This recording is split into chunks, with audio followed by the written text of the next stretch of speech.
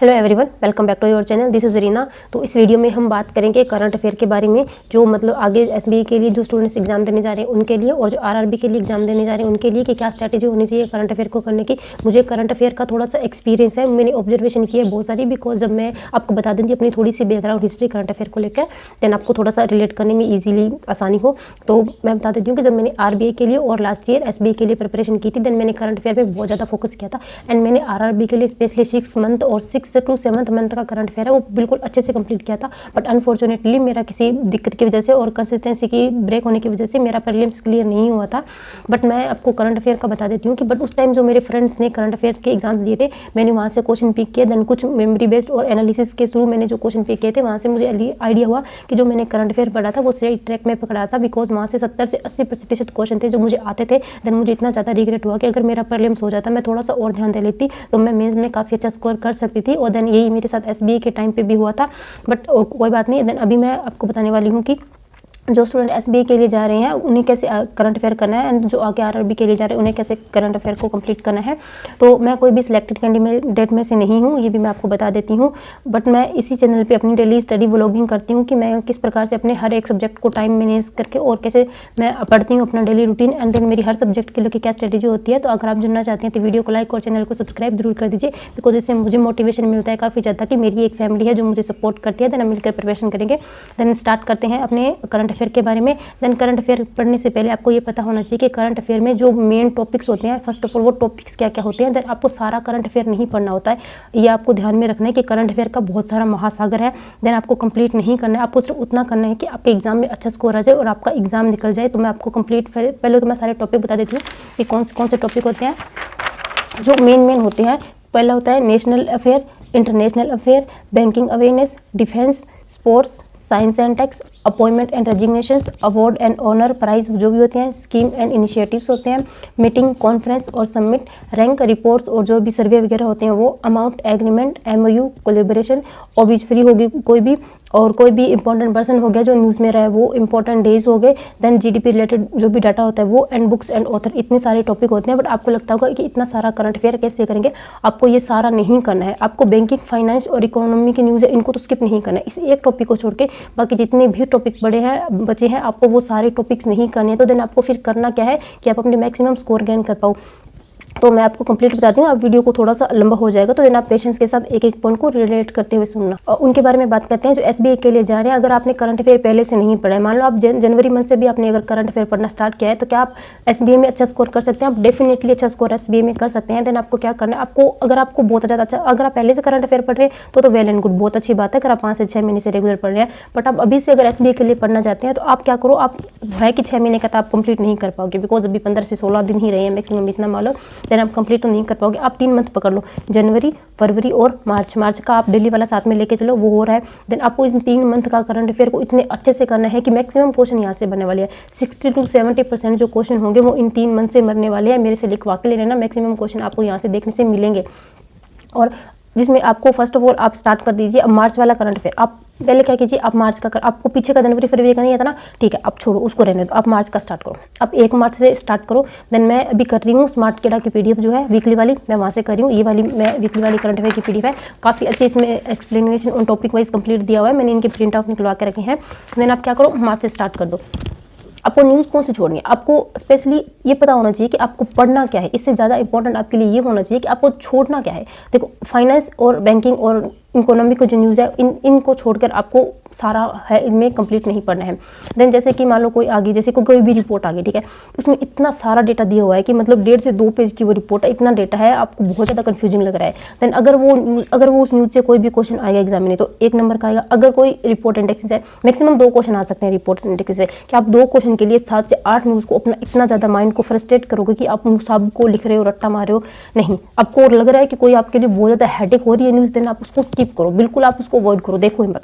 2 से 3 नंबर के लिए अपना इतना पूरा जान मत लगाओ कि आपको दिमाग ही खाली हो जाए। देन ये चीज़ आपको नहीं करनी। अगर आपको बुक्स एंड ऑथर है, आपको नहीं याद हो रहे, आप ये क्या करो, जो कोई इंपॉर्टेंट बुक है, किसी की राज्य मंत्री ने कोई ने लॉन्च कर दी, या फिर कोई मतलब इंपॉर्टेंट पर्सन है उसकी कोई बुक है, देन आप वो याद करो, ठीक है। अगर आपको बहुत ज़्यादा है कि बहुत सारी बुक्स हो रही है, देन आप वो याद करो जो इंपॉर्टेंट है और जो पर्सन इंपॉर्टेंट है, आप वो याद करो। जब वो आप क्लासेस करोगे ना, देन टीचर आपको बता देंगे कि ये इंपॉर्टेंट बहुत ज़्यादा पर्सन इंपॉर्टेंट है और आपको यहाँ से ये चीज़ करनी है।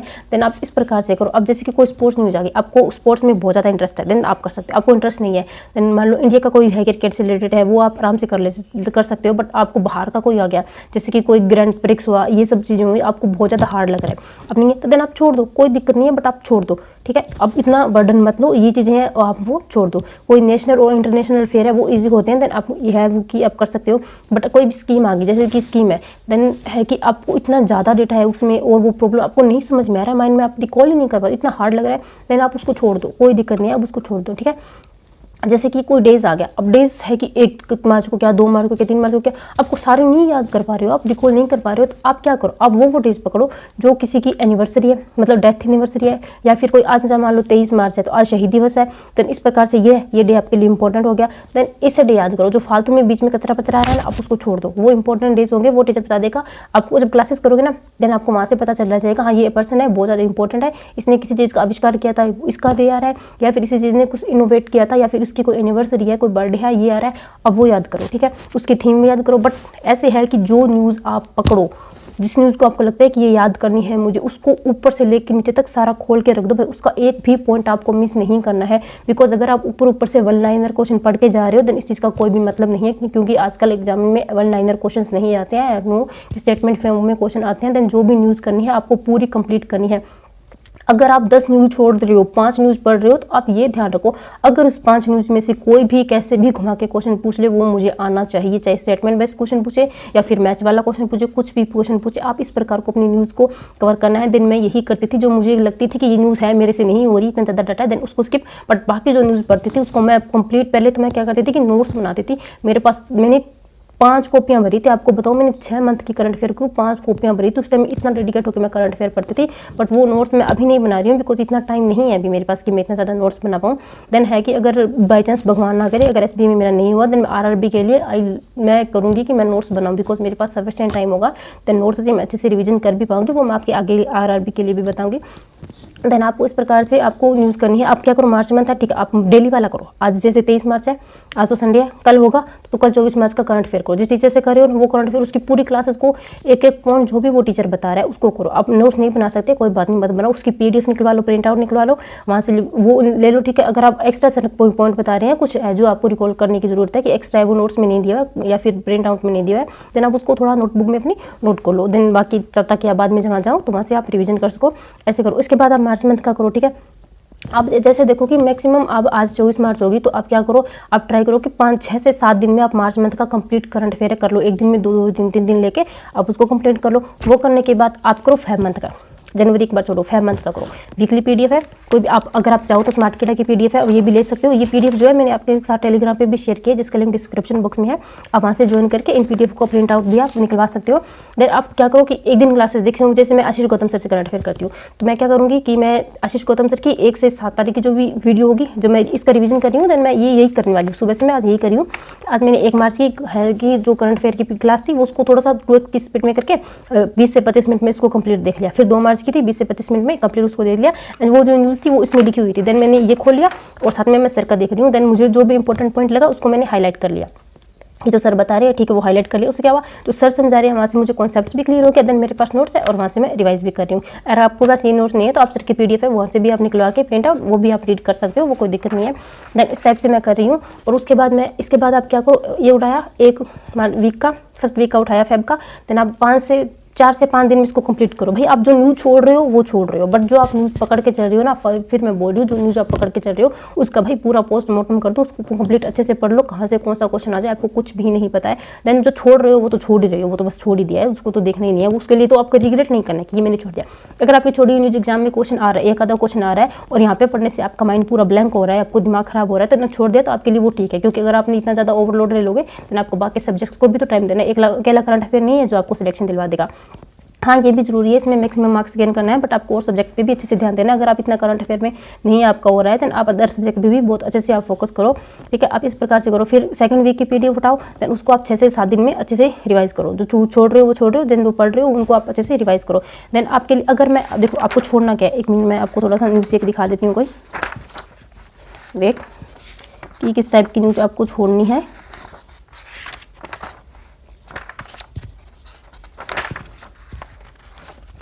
अब जिसमें एक ये न्यूज़ है DPIIT का डेटा है, ठीक है, ये वाली जो न्यूज़ है आपको काफ़ी अच्छे से नहीं दिख रहा होगा, इसमें इतना सारा डेटा दिया हुआ है, ये देखिए कंप्लीट इसमें पूरा भरमार है, डेटा ही डेटा है, 1.2 1.3 1.5 ऐसे टाइप से कोई बिलियन। अगर आप ये पढ़ रहे हो आपको समझ ही नहीं आ रहा, आपको इसका बेस ही नहीं पता कि ये जो होती क्या है, देन आप कितना करट्टा मारोगे, कितनी देर तक इस करट्टा मारोगे, आप नहीं याद कर पाओगे, देन लगाओ काटा, ठीक है, एक बार देखा समझ आ रही है तो ठीक है, नहीं समझ आ रही देन छोड़ दो। अगर आपको ऊपर से आपको थोड़ा बहुत रीड समझ आ रहा है तो देन थोड़ा बहुत उसको रीड कर लो, बाकी क्या करो छोड़ दो। अब इसमें इस न्यूज़ को अगर आप आधा घंटा देखिए, अगर आप एक न्यूज़ याद करो तो भाई बाकी न्यूज़ कहाँ जाएगी, उनको कैसे याद करोगे। देन इस टाइप से आपको करना है। आपको नेशनल इंटरनेशनल अफेयर है वो पढ़नी है। अगर आपको कोई लोडेड लग रही है ना भाई, उसको नहीं करना है। ये मैं बार बार यही एक ही चीज़ बोल रही हूँ कि जो आपको लोडेड लगे बहुत ज़्यादा, एक आधे नंबर के लिए अपने आप को इतनी ज़्यादा तकलीफ मत दो भाई। मैं नहीं करने वाली, बिकॉज मैंने अच्छे से इस साल करंट अफेयर को नहीं किया है। मैं जनवरी मंथ से मैंने स्टार्ट किया था, बीच में 2 दिन किया, 4 दिन गैप रह गया। अभी मैं मार्च मंथ से मैं रेगुलर कर रही हूँ। देन अभी मैं फेब मंथ का ये जो PDF है वो रिवीजन कर रही हूँ। इस हिसाब से मैं सिर्फ 3 ही महीने का करंट अफेयर करने वाली हूँ, जन मंथ का, फेब मंथ का और मार्च मंथ का। सिर्फ 3 महीने का करंट अफेयर मैं अच्छे से करके जाने वाली हूँ। और जो मुझे इस प्रकार से न्यूज़ लगेगी बहुत ज़्यादा गंदी वाली, देन मैं उनको छोड़ने वाली हूँ। इससे मैं मैक्सिमम है कि मैं 15 से 16 नंबर तो मैं ईजिली ला सकती हूँ। इतना तो कॉन्फिडेंस है कि मैं 15 से 16 नंबर इतना सब अगर अच्छे से मैंने पढ़ लिया तो मैं ला सकती हूँ। तो ये है भाई SBI के लिए, अगर आप जा रहे हो तो आप इतना कर सकते हो, आपके लिए मोर देन इनफ है। एंड आप क्या करो कि बाकी सब्जेक्ट्स को थोड़ा सा एक्स्ट्रा टाइम दे सकते हो अगर आपका करंट अफेयर इतना अच्छा नहीं है। भाई करंट अफेयर की कट ऑफ आपने भी देखी होगी, 2 नंबर 3 नंबर कट ऑफ जा रही है। देन मैंने काफ़ी सारे स्कोर कार्ड देखे, इस साल भी देखे हैं, पिछले साल भी मैंने स्कोर कार्ड देखे थे कि करंट अफेयर में नंबर आ रहे हैं 6 नंबर 7 नंबर 8 नंबर। भाई इतना नंबर इतना सारा पढ़ने के बाद भरमार करंट अफेयर के साथ साथ 8-8 महीने के नोट्स पढ़े जा रहे हो, रट्टा मारे जा रहे हो, इसके बाद भी 9 से 10 नंबर आ रहे हैं ना, तो वो फिर आप देख सकते हो अभी करंट अफेयर कहाँ से किस लेवल का पूछा जाता है और आप कितना भी कर सकते हो। तो मेरी मानो तो आप अभी इतना ज़्यादा बहुत ज़्यादा ओवरलोड इस चीज़ को लेके मत चलो। आप अदर सब्जेक्ट में, मैथ में, रीजनिंग में, पार्ट में अपना जो है अच्छा टाइम है वहाँ पे इन्वेस्ट करो। इसको 2 से 3 घंटे दो रेगुलर डेली बेसिस पे। एंड देन अगर बाद में है कि पॉजिटिव रिजल्ट आते हैं देन आप इसको थोड़ा सा ज़्यादा टाइम अभी दे सकते हो, 4 से 5 घंटे भी आप इसको रीड कर सकते हो। देन वो स्टूडेंट फिर मैं बात करूँगी जो RRB के लिए जा रहे हैं। अब क्या करो, अभी से जैसे मान लो आपने आज से ही तैयारी स्टार्ट किया, ठीक है, आपका मार्च मंथ गया कंप्लीट, आप मान लो 1 अप्रैल से तैयारी करने वाले हो। देन आप क्या करो, करंट अफेयर स्टार्ट करो 1 अप्रैल से। अप्रैल, मई, जून, जुलाई, अगस्त, 5 महीने हो जाएंगे। सितंबर में होने वाला RRB PO का मेंस ऑलमोस्ट सितंबर में होगा क्योंकि 26 या 27 जुलाई को जो है RRB PO का प्री है। देन आप 5 महीने का करंट अफेयर है बच्चे, 5 महीने का करंट अफेयर आप अगर मतलब अच्छे से कर लोगे ना, अगर आप 1 अप्रैल से भी करोगे देन आप बहुत अच्छा कर सकते हो भाई। लिटरली 5 महीना बहुत होते हैं। हाँ, क्वेश्चन पूछने को तो वो जनवरी मंथ से भी पूछेगा। RRB में पिछली बार आए थे, जनवरी मंथ से भी क्वेश्चन आया था, एक दो क्वेश्चन देखने को मिले थे। फेब मंथ से भी थे, 1-2 क्वेश्चन देखने को मिलेंगे। पर भाई 1-2 क्वेश्चन 1-2 नंबर के लिए आप इतना पूरा सारा थोड़ी ना पूरा समंदर सागर में डूब जाओगे, नहीं करना है। 1 अप्रैल से है। आपको आप नोट्स बनाना चाहते हो ना, आप अपने शॉर्ट्स नोट्स बना लो, या फिर मैं मान कहूँगी कि आप नोट्स ना ही बनवाओ। आप तो मंथली वीकली वाली PDF आती है ना, उसको निकलवा लो, प्रिंट आउट कर लो। देन आप सबको रिवीजन करना होगा ना, तो आप क्या करो, थोड़ा सा क्लास को ना फास्ट करके देन जब संडे है, जैसे 7 दिन का करंट अफेयर कर लिया, ठीक है, वीकली PDF है, संडे को आप क्या करो, वो PDF जो आपके पास प्रिंट आउट है वो खोलो एंड वहाँ से क्लासेस से रिवीजन करो। वहाँ से जो सर इंपॉर्टेंट नोट बता रहे हैं वो वहीं पे जहाँ पे न्यूज़ है वहीं पे सामने जाके आप न्यूज़ पे वो उन चीज़ नोट डाउन कर लो, ताकि वो थोड़ा सा बेसिक है जो वो आपका वो भी आपका क्लियर हो जाए। अप्रैल, मई, जून, जुलाई, अगस्त, 5 मंथ का करंट अफेयर आप करोगे ना, वो बहुत अच्छा, लिटरली काफ़ी अच्छा हो सकता है। आपको करना क्या है कि बैंकिंग और फाइनेंस की न्यूज़ को आपको नहीं छोड़ना है। ये तो मैं आपको पहले बता देती हूँ कि आप कितना भी डेटा हो उसमें, अगर बहुत ज़्यादा ओवरलोडेड है, एक आधा न्यूज़ है तो आप छोड़ सकते हो, लेकिन मैं कहूँगी कि आप ना ही छोड़ो तो बैंकिंग की न्यूज़ का अच्छा है। तो बाकी अगर आपको लगता है कि अपॉइंटमेंट है, वो बहुत ज़्यादा एग्जाम में अपॉइंटमेंट नहीं पूछता, कितने सारे अपॉइंटमेंट होते हैं आज कि कितने सारे अपॉइंटमेंट होते हैं, आप क्या क्या याद करोगे। जो संस्था है जो मतलब रेगुलर न्यूज़ में आती रहती है, जो संस्था बार बार पढ़ते रहोगे आप, वो संस्था आपकी बार न्यूज़ में आती रहेगी, आप उनका है वो लेके चलो। अगर कोई है नॉर्मल है कि कोई इस देश का प्रधानमंत्री बन गया, ये इसका देश का राष्ट्रपति बन गया, इतना आपको ये इतना सारा नहीं पढ़ना है।